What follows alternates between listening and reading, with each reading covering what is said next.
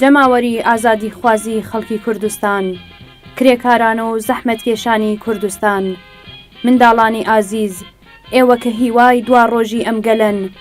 لاوانی خوێنگەرم و نەسلی نوێ و قبول نەکەری ئەم سەردەمە، باوکان و دایکانی شۆڕشگێڕی کوردستان، ئێوە کە لە کاتی سەختیەکان پاڵپشتی هێزە ڕزگاری خوازەکان بوون، ئەو کەسانەی کە مانگی خەزەڵوەری ئەمساڵ هاتنە سەر شەقامەکان، ئەو ڕۆڵە شۆڕشگێرانە بوون کە بۆ بەدی هاتنی ئازادی، عەدالەتی کۆمەڵایەتی و ژیانێکی ئینسانی بۆ ئێوە سینگی خۆیان کرد بە قەڵغان و بەرگولەیان نا. بۆ ڕێزگرتن لە یادی شەهیدانی ئەم دواییانە و سەرجەم ئەو کەسانەی کە لە پێناو ئەم گەلەدا گیانیان بەخ کردووە،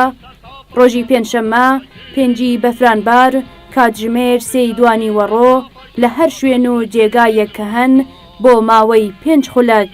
ڕاوەستن.